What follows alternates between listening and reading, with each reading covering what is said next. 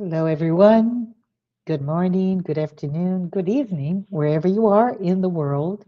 We want to thank you so much for joining the Spiritist Talk series promoted by the United States Spiritist Federation. And we meet live every Saturday at 11 a.m. Eastern Time. I am here today, delighted to be able to host this talk by Peter Hayes, who will be talking about Blessed are the afflicted. Let us give Peter a very warm welcome. And before he starts his presentation, please allow me to introduce him if you do not know him yet. So, Peter is a worker at Spiritist Group Love and Light in Newark, New Jersey. He's also the current outreach director of the United States Spiritist Federation and an active participant in the Tri-State Spiritist Federation. Peter has published several children's books with his wife. Peter, I think I have all of those. Betty is his wife, Beti Rozen, and they have published those books through their company, Sem Fronteiras Press, and with other publishers in Brazil, Colombia, and the US. He has a background in theater, and he holds a MFA, Master of Fine Arts in Dramatic Writing from New York University, and currently works in commercial real estate. Please take this opportunity to just think about it. Peter will be talking about a really amazing topic. Send your questions, your comments, your feedback to Peter during his presentation using the chat window because Peter has reserved some time to address your comments and questions once he concludes his presentation. Thank you so very much, Peter. Thank you, Marcia. Thank you to the United States Spiritist Federation. It's a pleasure to be back here. How should we understand what it means to go through afflictions, the challenges and the struggles that we all face? Do they serve a purpose? Is it more about punishment? In this title, Blessed are the Afflicted, it's based on chapter 5, or inspired by chapter 5 from the Gospel according to Spiritism, which is the third book in the Spiritist codification that was codified by Allan Kardec. Blessed are the Afflicted is really a title that's inspired by the opening of the Sermon on the Mount, which is Matthew chapters 5 through 7. If you want an excellent summary of the teachings of Jesus, read the Sermon on the Mount. It opens with the Beatitudes, which go like this. So, blessed are those who mourn, for they shall be comforted. Blessed are the meek, for they shall inherit the earth. Blessed are those who hunger and thirst for righteousness, for they shall be satisfied. Blessed are you who are poor, for yours is the kingdom of God. Blessed are you who are hungry now, for you shall be satisfied. And blessed are you who weep now, for you shall laugh. If you look at all of these together, what do they add up to? They generally focus on some kind of struggle or affliction that we're going through, but they also promise that things are going to be better. When we talk about those who mourn or those who weep, they're similar, but at the same time, what do we mean? Mourning for what? We could be mourning for a variety of things. If we weep now, what are we weeping about? It might be loss, it might be disappointment, it might be physical challenges of one kind or another, any number of things. But again, the promise, what Jesus is assuring us, is that things will be better in the future. When he says, if blessed are those who hunger and thirst for righteousness, that's an emotional hunger. Whereas those who are hungry now, it could be a physical hunger, it may be some kind of other hunger. When he mentions the meek, the word meek certainly means to be moderate, even to be conciliatory to others.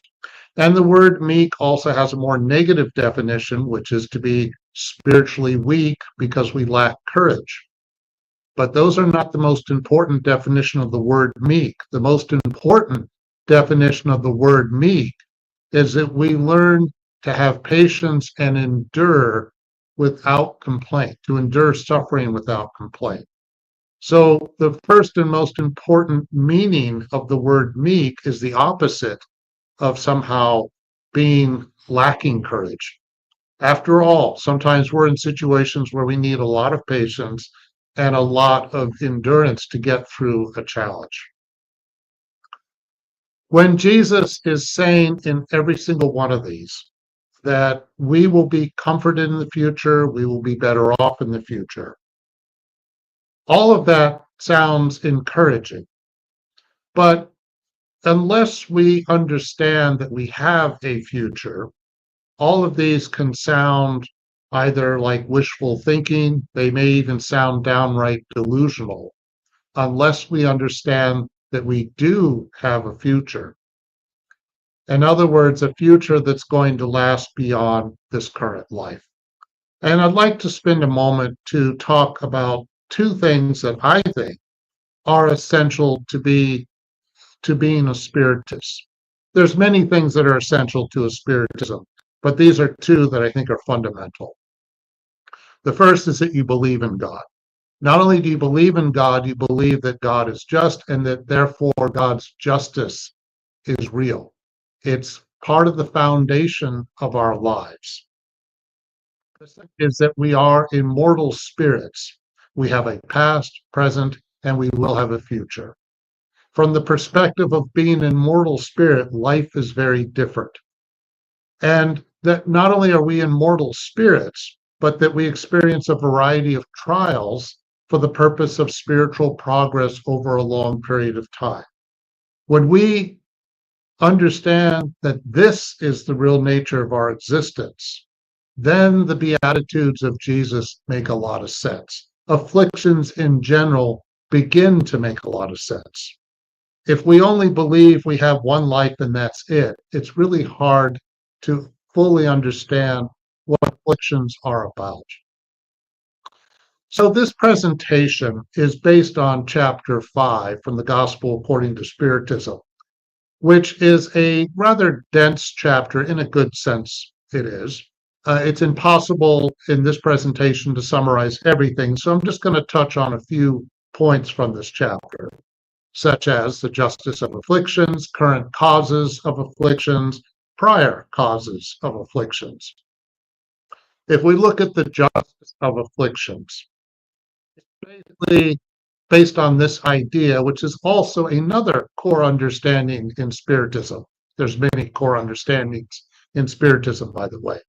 But here's one. The vicissitudes of life have a cause, and since God is always just, such cause must be just. In other words, it might be tempting to think that whatever affliction we're going through, emotional afflictions, physical afflictions, economic afflictions, where we were born, what we have to go through in the country we live in, and much, much more.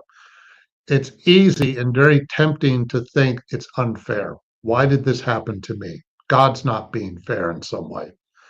But if we do believe in God and we believe that God's justice is real, then therefore everything that we go through has a cause to it of some kind. And the cause serves a purpose. It's not capricious, it's not arbitrary.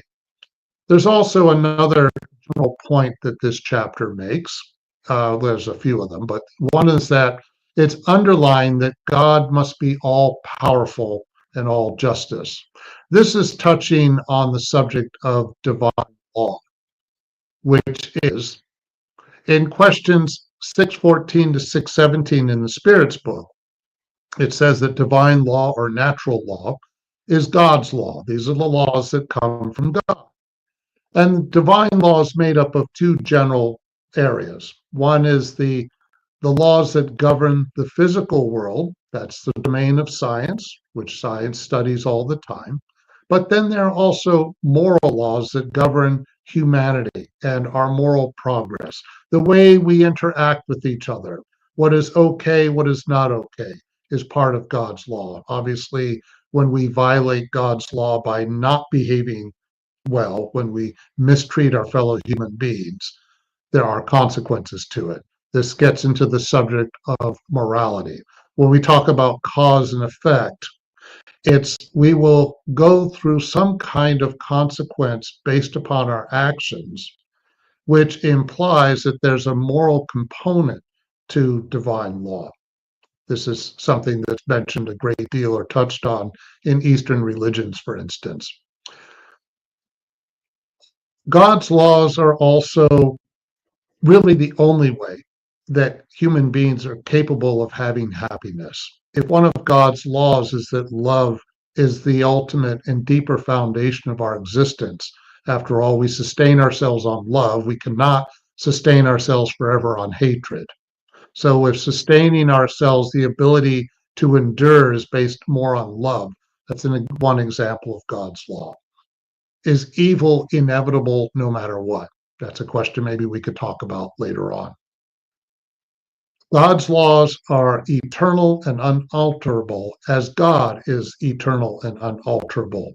By contrast, our human laws are subject to change as we change. Civilizations change. What might have been considered fine millennia ago or centuries ago is not is okay today. So we adapt as needed. What about current causes of affliction? Well, the challenges that we face, what we call afflictions, generally have two causes. They're either causes that are happening in this current life, things that we are doing through our choices, through the however we use our free will that may be leading to our afflictions. It could, of course, be related to outside this current life. We may be born into certain circumstances, but also outside this current life is a reference to, again, the immortality of the spirit. If our life here in this moment, here on earth, is just one moment in a much longer journey, then we have a whole history of choices that we have made that have led to where we are today. Chapter 5 in the Gospel According to Spiritism also does point out that we are often the architects of our own suffering in some way. Wow. Well, we have lots of desires. Since Spiritism stresses that as spirits we're born simple and ignorant, it's normal that we have a lot of different desires, both physical and emotional, and sometimes these desires get us into a lot of trouble. Our emotional desires could be any number of things. If we're greedy, if we're ambitious, if we're full of hatred, and so forth. If we give in to certain impulses, then there are lots of physical desires as well that can cause a lot of problems for us, especially if they lead to addictions of one kind or another. We often create unions out of self-interest in which our heart has no place. In other words, sometimes people that we become close to, it's not because we truly care about that person, but it's rather, what can I get out of this relationship? How does this relationship benefit me? And when we engage in that kind of behavior, sometimes we're interested in somebody, we've gotten what we want, or maybe we don't get what we want, and then we walk away. But again, this is where we're essentially using people to further our own self-gain in some way. We also suffer from diseases and sickness due to intemperance and excesses of all kinds. They're the obvious ones, addiction to alcohol, drugs, sex, gambling, both of which cause physical difficulties as well as emotional difficulties. And so we may have caused a problem for ourselves physically based upon the choices that we have made. What about prior causes of afflictions? Well, this again goes into one way to think about prior causes of afflictions is there's that expression, what cards have I been dealt? These are the cards I was dealt, depending upon what family we were born into, where we were born into, what kind of economic situation we were born into, what sort of cards have been dealt to us. Well, it can be played out in a variety of ways. For instance, what if we grew up in which we lost somebody close to us at an early age? We have to struggle with those kinds of challenges that come with that. What about the loss of breadwinners in the family? People lose parents at a young age. What if that parent was the major breadwinner in the family? How does the rest of the family adapt and adjust to this kind of struggle? What about infirmities we might have had since birth, especially infirmities that make it harder for us to earn livings as adults? Sometimes on the surface level, this can seem deeply unfair. um, People are suddenly faced with an inability to have full control over their bodies, for instance, and they then have to make adjustments. What about deformities or mental instability of one kind or another? Spiritism emphasizes that as immortal spirits, if we have mental instability, it's not permanent. There's no such thing as a spirit permanently condemned to being mentally ill for in perpetuity. Rather, if a spirit is experiencing mental instability, it can be a trial. All of these that I've mentioned so far, by the way, are examples of what can be called trials, challenges, afflictions, if you will. And they are an example of challenges that we can work around or overcome in a single lifetime. Many people who've lost somebody close to them at an early age or lost a breadwinner in the family have been able to make adjustments. I'm not saying it's easy. Sometimes it's incredibly difficult and very stressful, but to make the adjustment is not impossible and out of the question. So, one way to think about afflictions, whatever they may be, is it doesn't mean that we're permanently condemned to be helpless forever, because we're not. What about the children who are born unhealthy and die at a young age? This, of course, is an extremely difficult experience to go through, to lose someone at a very young age. There's a message in chapter 5 from the Gospel according to Spiritism from a spirit named Samson. Samson was a member of the Parisian Society of Spiritist Studies, which is the first center in Paris. It was started by Allan Kardec. And a challenging question, which is that when loved ones are taken away prematurely, is God? The first time I experienced death, I was in the first grade. One of my classmates, I do remember him, was killed because he was playing near a construction site where he shouldn't have been, frankly. And it had a strong effect on me, but I can just imagine how it affected his family. It's like one of the worst fears a parent could have. I also remember about a year or two later, another child that I met once who passed away early, and I knew the mother better than I knew her.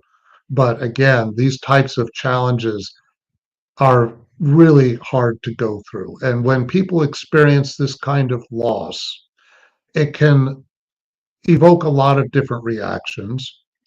And one of them may be that God is deeply unfair. How could God allow this to happen? Samson, however, has a reply, which is a very challenging reply, but it also is encouraged to make us think.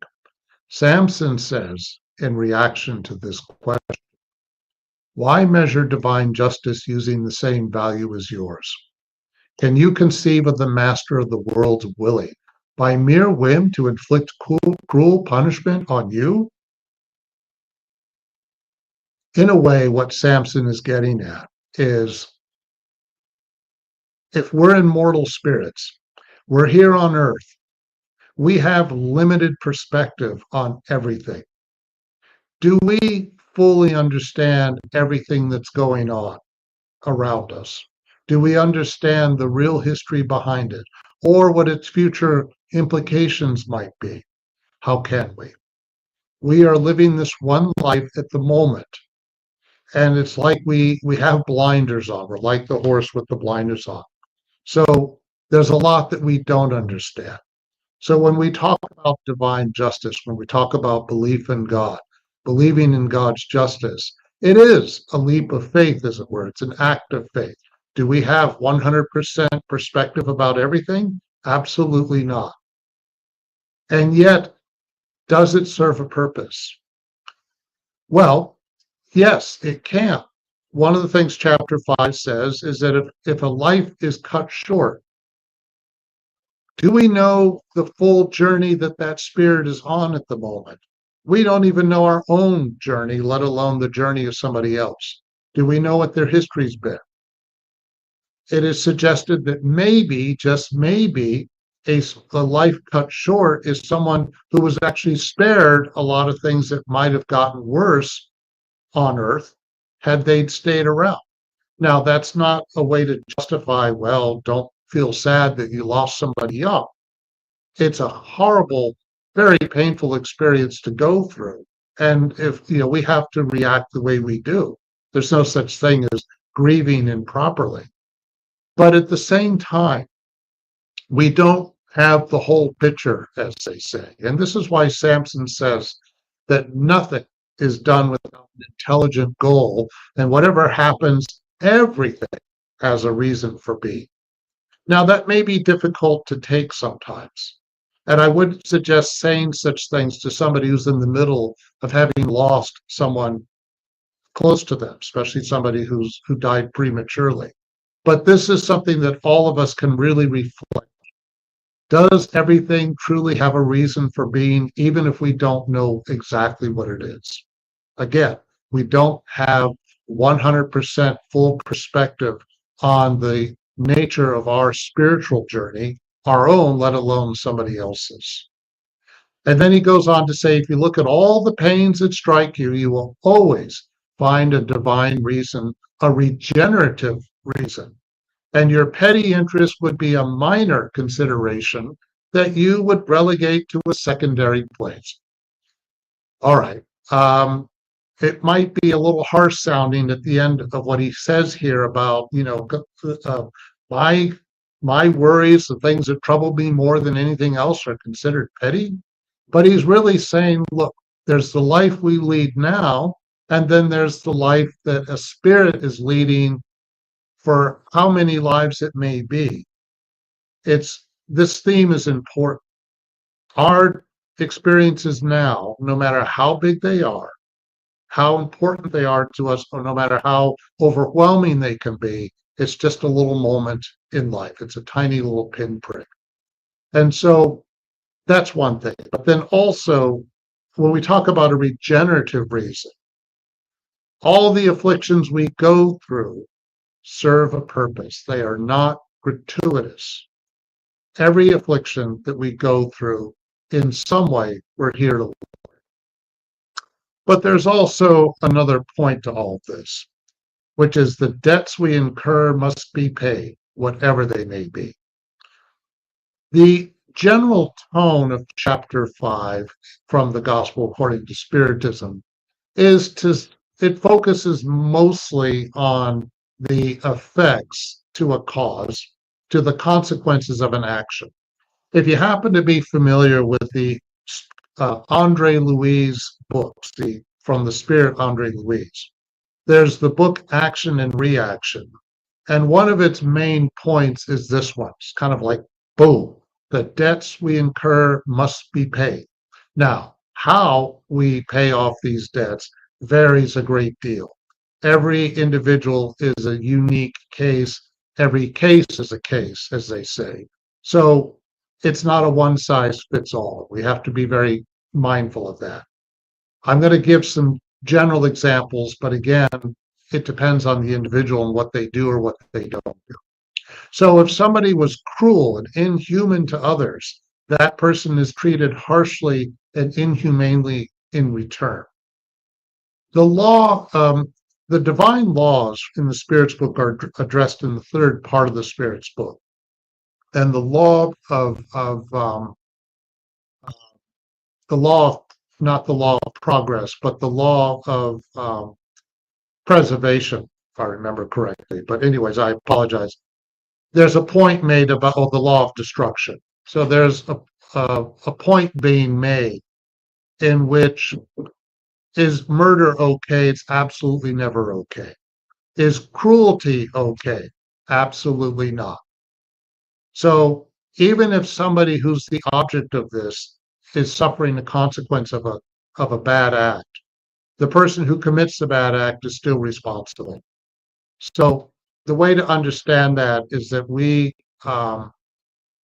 what if we're cruel to individuals, and if we make no apologies for it, then we will answer for it. Then there's those who are proud will be born into humiliating situations until they learn to be humble.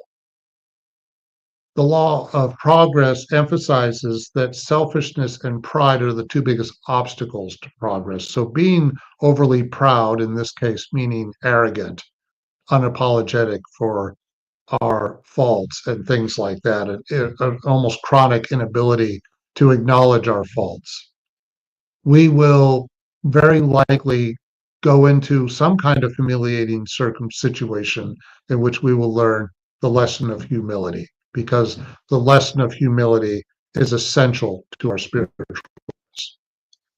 Those who are stingy or misuse their fortune in the past will experience deprivation. Whatever we mean by the word fortune, maybe we are wealthy, maybe we just have a lot of gifts that we've received in our lives. What do we do with what we have been given by God? If we're stingy, if we're holding back, if we could do more to help others, but we refuse to in some way, it's a sign that we have a lack of gratitude, that we're selfish, and it's very possible, very likely, that in the future we will experience some kind of deprivation in order to learn how to be more compassionate towards our fellow human beings. Those who are, and this is what I just said is somewhat similar in theme to this next one, which is those who were bad as sons or daughters may suffer similar rebellious behavior from their children. If we once we reach a certain age and we don't have gratitude to our parents and we are rebellious and so forth, it's possible we might go through similar behavior from our own children, as an example. Now, suppose somebody's been abused by their parents and they live in a very challenging household that way. Then that's another different kind of challenge that doesn't justify being chronically rebellious. It means other lessons, of course, such as forgiveness. But really, the point being made in this specific sentence is an emphasis on gratitude. Nobody has perfect parents. Nobody has perfect families. That's a given. But at the same time, suppose we've had a reasonably supportive family and yet we still rebel right and left and just act as though we have no gratitude whatsoever. Then it should come as no surprise in the future if a similar behavior comes around towards us. So all of these are kind of that saying, what comes around goes around. And also in all of this is an underlying theme, which is that God's justice is never interrupted. Even if we don't understand why things are happening, even if it feels like it's not terribly fair, God's justice is always at work. But there's also other points that are being stressed in making this, which is we have to remember that we live in a lower order world.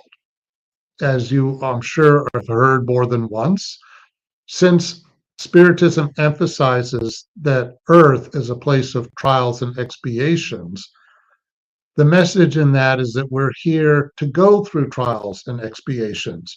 In this chapter 5 from the Gospel according to Spiritism, St. Augustine makes the point that we're not here on a picnic. We're here to go through trials and challenges to learn how to get through them. And it's a victory when we get through them. But even if we tend to complain, we don't have resignation, even if we're going through some kind of atonement, and sometimes when people complain a lot about what they go through, it's more of an atonement and maybe not one they were really that anxious to go through. They may have agreed to it in the spirit world, maybe they didn't. But when people complain chronically, it's a sign that they haven't really resigned themselves. But the underlying emphasis in all of this is that in this world, regardless of what we think of it, we exist where we belong. We're here on this earth for a reason.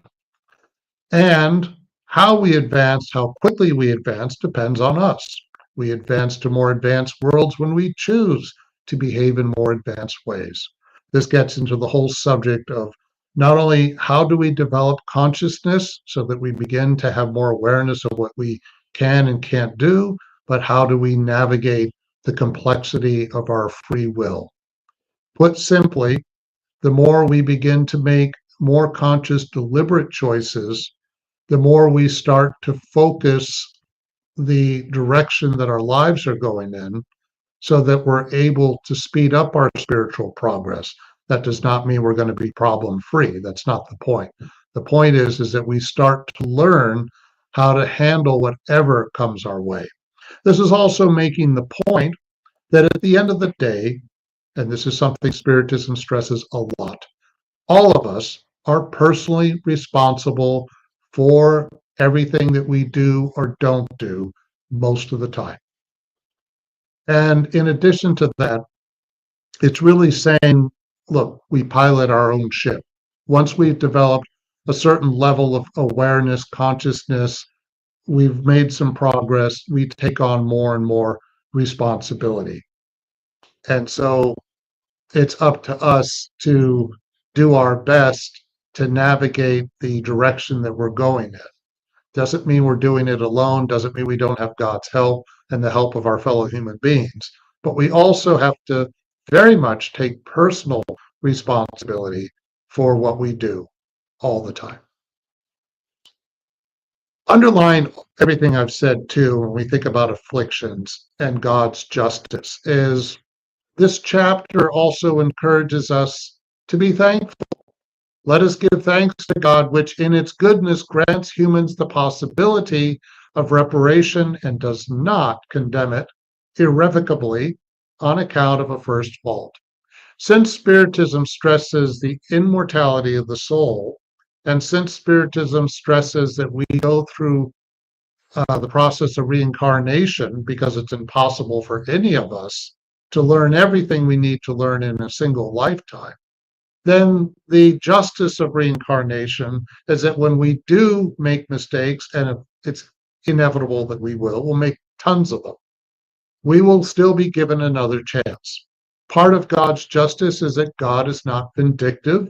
God is forgiveness is infinite, but that doesn't mean there aren't limits or parameters. There are lots of them. I like to think of this analogy. If I think I'm invincible, let's say I'm very full of myself and I think that, I can do whatever I want. And then I go charging off a cliff. Yeah, I'm going to fly. Then gravity kicks in and what? Kaboom, I plummet. It doesn't matter what I think. It doesn't matter how important I think I am. I'm still subject to gravity. Well, divine law also works that way from a moral perspective, in that our actions do make a difference. There is such a thing as cause and effect, and the person who commits the crime now and maybe gets away with it scot-free and dies without ever being caught, they will answer for it later. The point is, they will answer for it. We cannot go around mistreating our fellow human beings forever without answering for it somehow. How we answer for it, who knows? It all depends. But to say that we're going to escape, how would we ever learn if we always got away with that? So I'll put it this way. God does not enable us to engage in perpetual wrongdoing. It's also important to point out that not all afflictions that we go through now are a consequence of our past. It may seem that way, but that's not always the case. Any atonement always serves as a test. That's true, but a test is not always an atonement. Sometimes we may take on a test, as it were, something challenging, because we know it will help us to advance, not because we have no choice about it. So once we reach a certain level of consciousness, however we express that, we may, what I mean by that is sometimes unconsciously, we may be going in a certain direction or taking on certain challenges that we don't absolutely have to go through, but at the same time, they benefit us. Perhaps certain, to a degree, a mission can be like that. But when we engage in those kinds of choices, it's not always a reaction to something per se.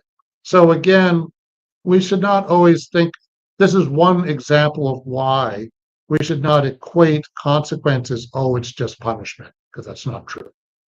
So I'm going to start to wrap up here, and I want to just leave you all with 3 general points to kind of summarize. Let's not, as I just mentioned, let's not fixate on the notion that afflictions are just about misery and punishment. Sometimes it feels that way, but we have to put things in a much larger perspective. They are opportunities for spiritual progress. Our afflictions are also temporary. Remember the Beatitudes of Jesus. If we mourn now, if we suffer now, etc., it's only for the moment. Things will be better in the future. But that, of course, means what? We have to do our part. By the way, an important thing to keep in mind, if we are suffering in some way, it is also our duty, to the extent we can, but it's our duty to use our intelligence to get out of an affliction or minimize it. We're not expected to sit around and suffer forever and ever and be passive about it and go, oh, well, I guess I'll just have to live with this. Now, with that idea in mind, I also want to mention it's very important to have calm and resignation in earthly life and faith in the future. Give the spirit of serenity, which is the best antidote against, well, in item 14 from chapter 5, from the Gospel according to Spiritism, it's the best antidote towards suicide and madness, which it also talks about, to have calm and resignation and faith in the future. But I would say not only suicide and madness, but also any affliction that we go through. Can we find a way to have calm and resignation in earthly life? This really touches on many things, but one of them is the serenity prayer, which is one of my favorite prayers. God, grant me the serenity to accept the things I cannot change, courage to change the things I can, and the wisdom to know the difference. There are things in life that we simply cannot change. We just have to get through them as best we can for now. Then there are things that we can change. Do we know the difference? We are not helpless. It doesn't mean we can do whatever we want, of course, but we are expected to use our resources to try to do what we can. And the more we can sort out the difference between what we do have control over and what we don't have control over, hopefully that will give us a greater sense of calm and resignation. Regardless of where we are in our relationship to the afflictions that we have and all the things that we have to face in life, the vicissitudes of life, as they say, it's important to remember. A question asked in item 15. What is the human existence when compared to eternity, if not less than a single day? As I mentioned before, as immortal spirits, we are on a journey much, much longer than what we're going through right now. What we're going through right now is plenty to take on. We'll have victories, we'll have some failures, etc. But in the grand scheme of things, it's just one little moment. And we're here to advance, to learn, to grow, and we will be given the time and the space that we need, which means what? We don't take it for granted. We need to do our best. We need to be proactive as much as we possibly can. But at the same time, everything that's going on right now, no matter how big of a deal it is, and it can be a big deal, no matter how overwhelming things can be. It's just a single moment in time. And when we internalize that as part of the deeper nature of our existence, then it makes afflictions not only easier to get through, but it makes afflictions, they serve a purpose that in the long run benefits us. I'd like to thank all of you for listening and be happy to go over any questions we might have.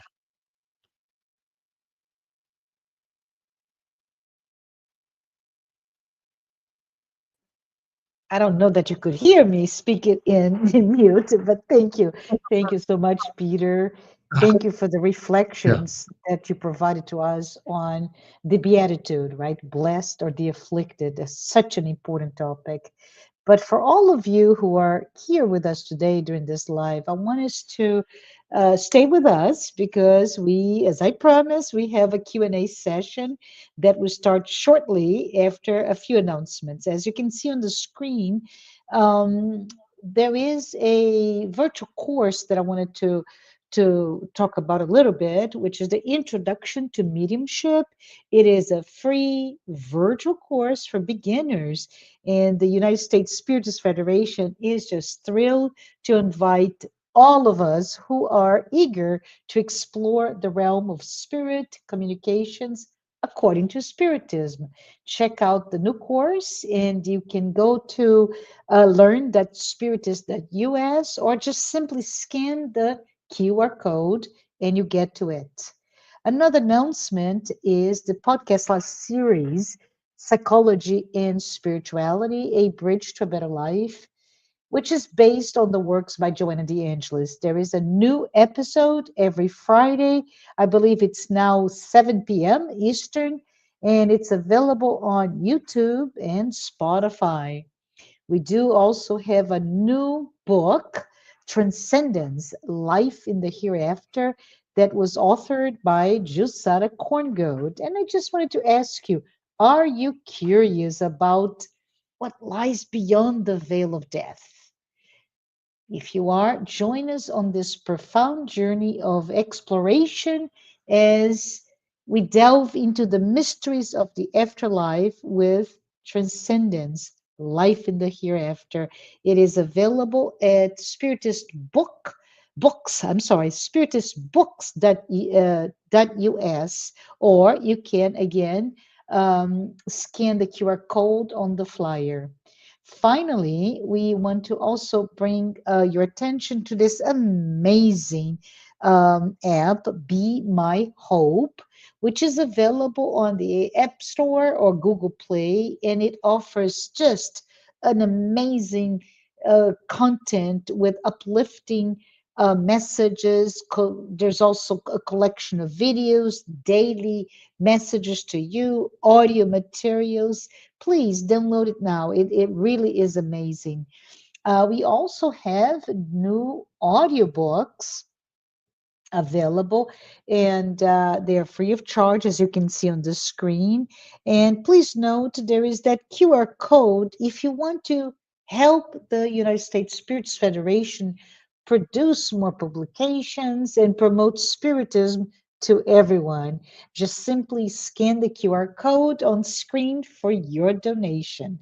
But I'm eager, Peter, eager to start addressing some of the comments or questions from the audience.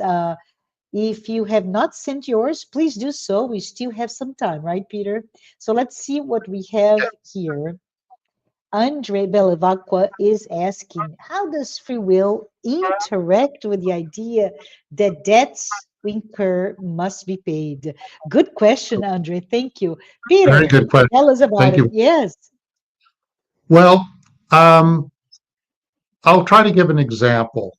This is sort of a hypothetical one, but the Andre Louise books provide somewhat similar examples. Let's say two people in their relationship in the past had a bad relationship. Let's say one person A betrayed person B. So person B needs to forgive person A. Then they're reborn into a family together and they have this debt. with each other. They may come back as parent-child. So person A is the parent, person B is the child, or it may be the other way around. But whatever it is, if we need to learn how to forgive this particular individual, we may be in a relationship that allows us to make that more possible.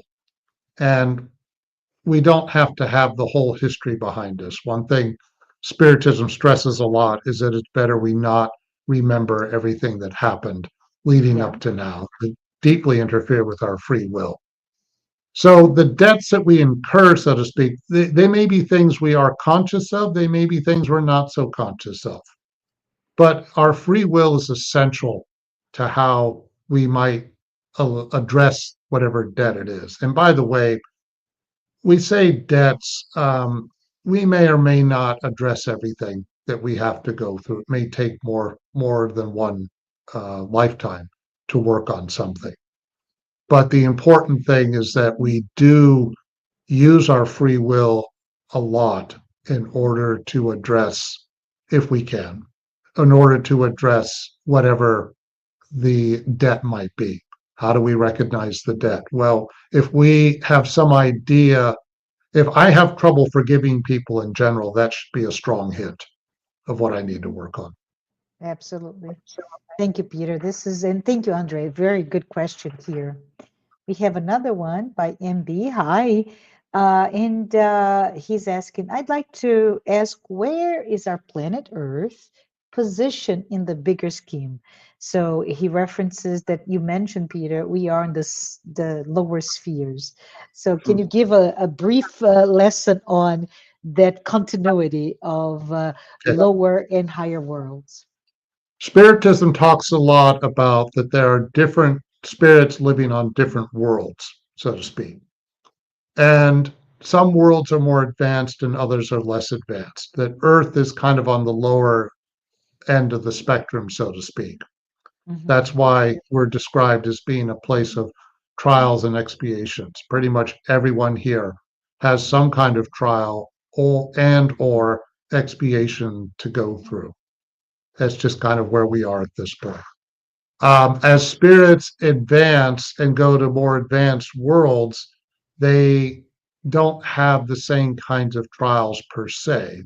In some more advanced worlds, selfishness, greed, perpetual violence are things that just don't happen as much.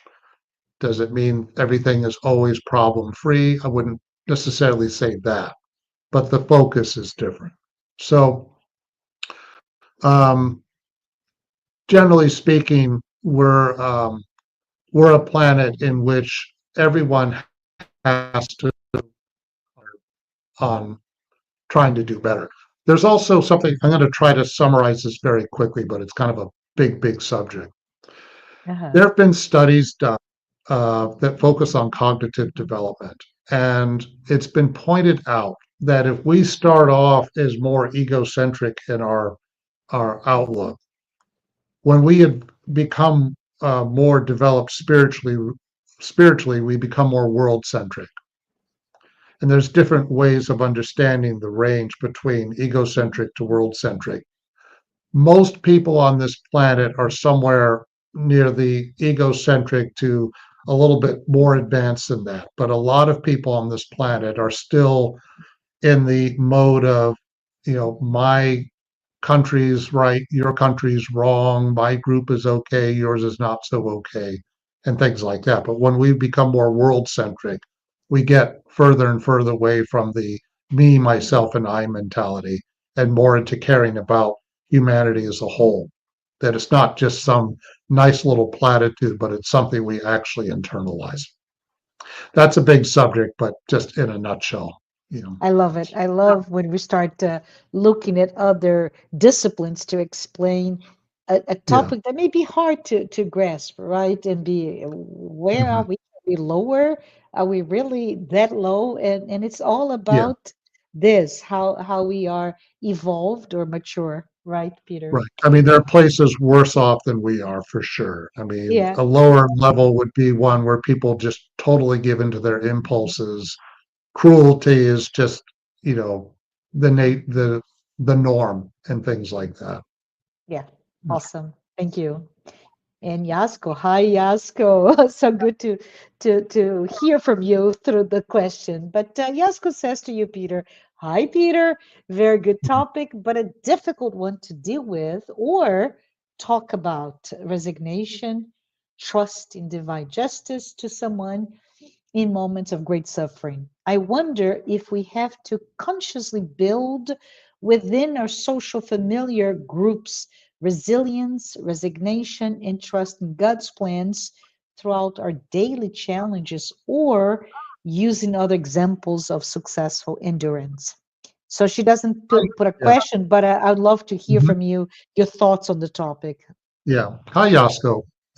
Thank you for the question, or well, the comment, but it's I think there is a question in there too, because it's a tough one in that how do we reach a point where we do put our faith in God, or put our faith, if you don't like the word God, a higher power, that Mhm. we put our faith in that there are forces at work that govern our existence in some way that we don't have a full understanding of or perspective about.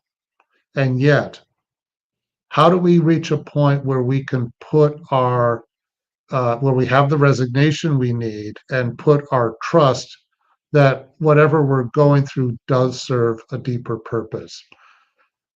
It's an individual process. I mean, I could say to you, "Oh, you must put your faith in God and everything will be okay." And it would sound annoying, I think. It's rather hollow, Yeah. right? That's a individual journey that we all have to go through, where something just tells us, yes, this makes sense. I do have faith that there is a future. I do have faith that there is justice and that justice will prevail, however that occurs.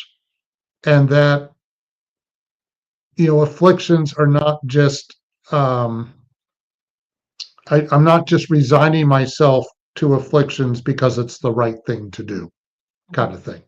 In other words, we have to really internalize a sense of trust and faith that whatever we're going through, not only does it serve a purpose, but it won't last forever. There's that saying, and I think it's in Judaism where it originated, this too shall pass. Mhm.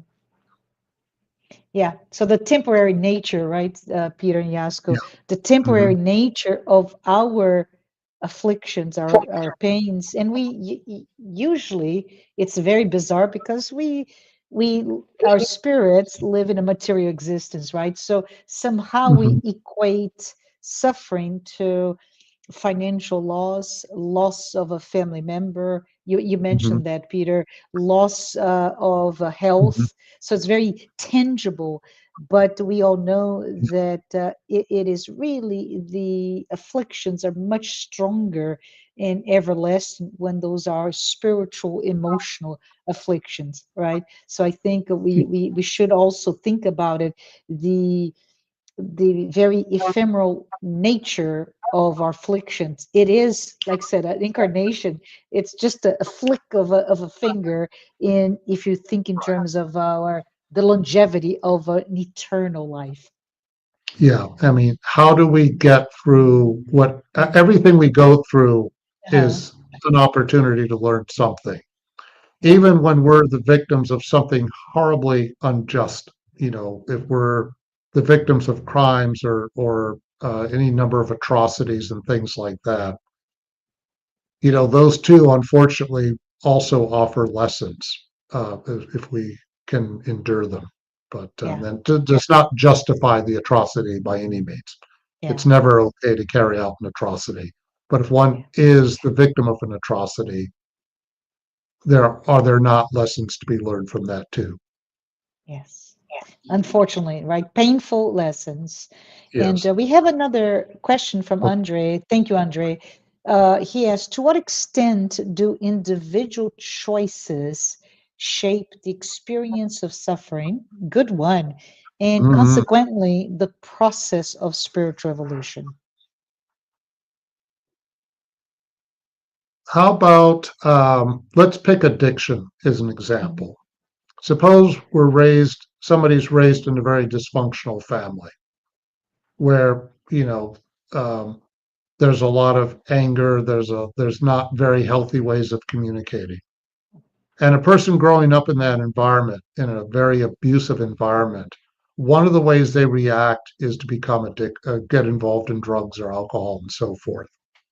So they suffered abuse in the family, and then they get involved in drugs and alcohol because it provides an escape.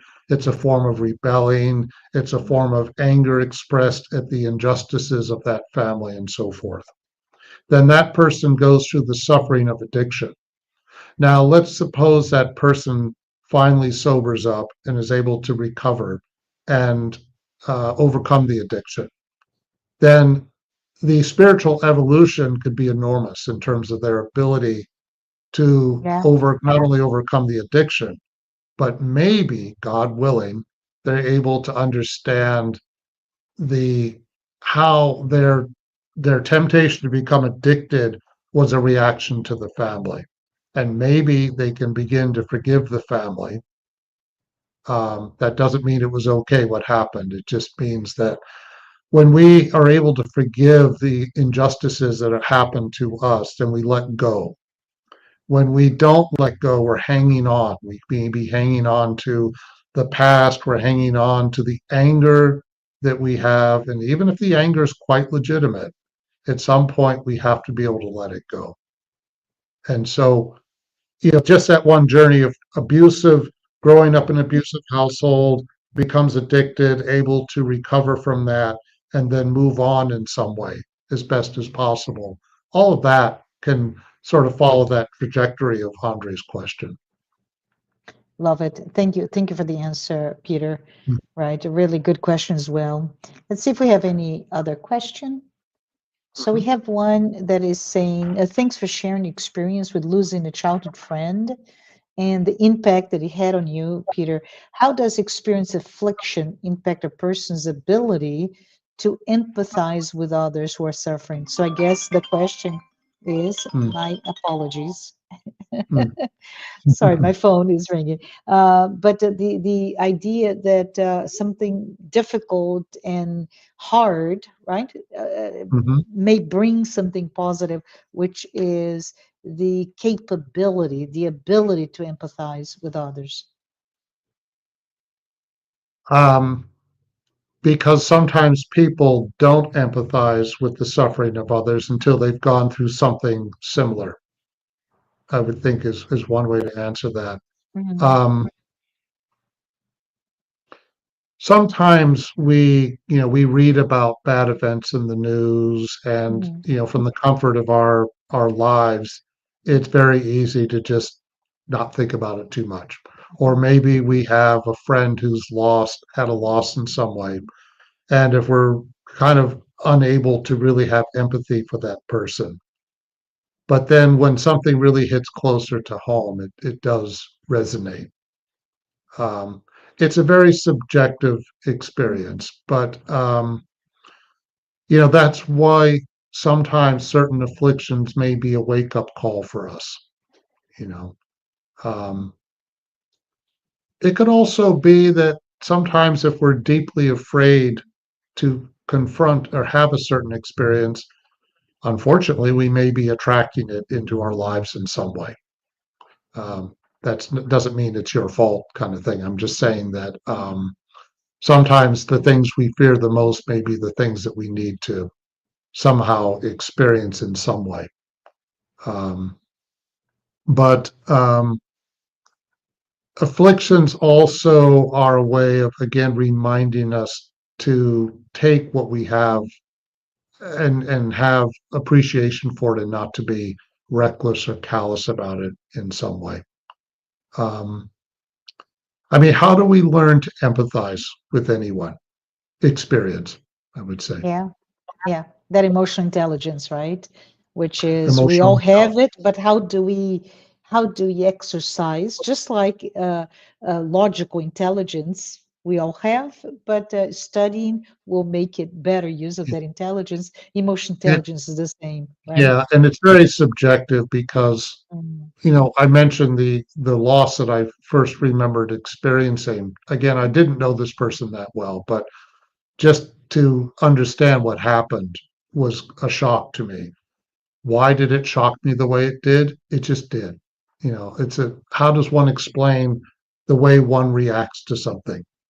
mhm, You know how two people are exposed to the exact same situation. One is devastated by it, and the other is like, okay, you know what I mean? They just sort mhm. of very different reactions. Well, that's a reflection of our history, I think. Yeah, yeah. So thank you, thank you. This is very, very good answer. Let's see if we have more time. Okay.